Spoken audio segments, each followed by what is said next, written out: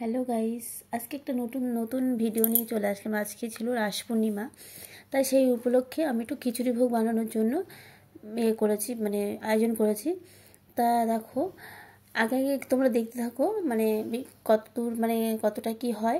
সবাই ফুলকপি ভাজা হচ্ছে এখন একা একা করা, এখন আমার যে ক্যামেরা করে সে আসেনি, যাই হোক, তার জন্য আমি একা একাই ক্যামেরা করছি আর খাবার কিছুটা বানাচ্ছি। তা খুব অসুবিধা হচ্ছে। তা আগে দেখতে থাকো কতদূর কি হয়। তা দেখতে পাচ্ছ তোমরা, এখানে ছোলার ডাল আর মটর ডাল ভিজিয়ে রেখেছিলাম, আর এখানে গোবিন্দভোগ চাল আছে। এখানে মুগ ডালটা ভাজা হয়ে গেছে, আর ওখানে আদা লঙ্কা বাটা আছে। এখানে জিরে, তেজপাতা, শুকনো লঙ্কা আছে, আর ওখানে সব মশলা জিরের গুঁড়ো, ধনের গুঁড়ো।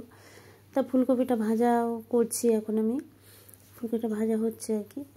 ফুলকপিটা ভাজা হয়ে গেলে আমি ডালটা সেদ্ধ বসিয়ে দেবো আর কি।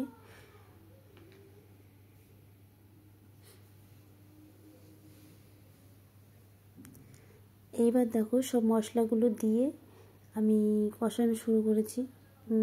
ওর মধ্যে দেওয়া ছিল মটরশুঁটি, দেওয়া আছে টমেটো।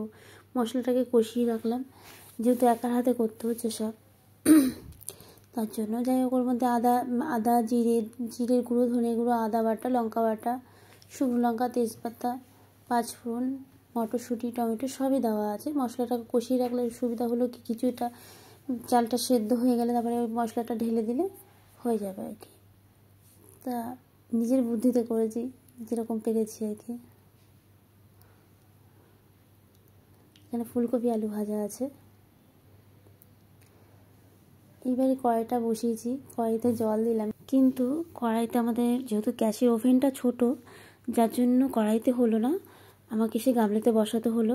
এখানে অনেকটাই চাল ডাল আছে, 10 কিলো চাল ডাল মিলিয়ে আছে। যাই হোক, খিচুড়িটা দেখতে পাচ্ছ কালারটা কত সুন্দর এসছে।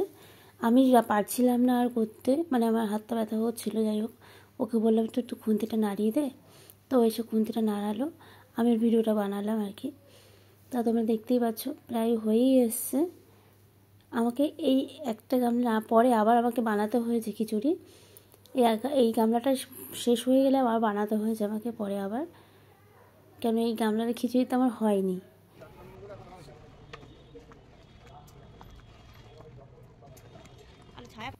দেখতেই পাচ্ছ প্রায় হয়েই এসছে খিচুড়িটা, ফুটে গেছে। এবার ওকে ও বললো আমি পাচ্ছি, তখন ওর কাছ থেকে আমি একটু নিলাম, নিয়ে নাড়াচাড়া করছি আর কি। খিচুড়িটা দেখছি প্রায় হয়েই গেছে, দেখতেই পাচ্ছ। আমি ওদের সাথে একটু ওই হরে কৃষ্ণ হরে রাম বলছিলাম। প্রায় কালারটাও খুব সুন্দর এসছে। এইবার দেওয়ার পালা। এবার নিয়ে গিয়ে সব বাটিতে করে দিচ্ছি। আমার ছেলে ভিডিও বানাচ্ছে, সেটাকে আবার এদিক ওদিক করে ভিডিও বানাচ্ছে। ওকে আমি বলিও নি বানাতে, যাই হোক ও বানিয়েছে। সব দিকে দেখাচ্ছে। এরকম একটা কাজ করে আমার খুবই ভালো লাগলো। তা আমি যে করতে পারবো আমি ভাবিনি। যাই হোক,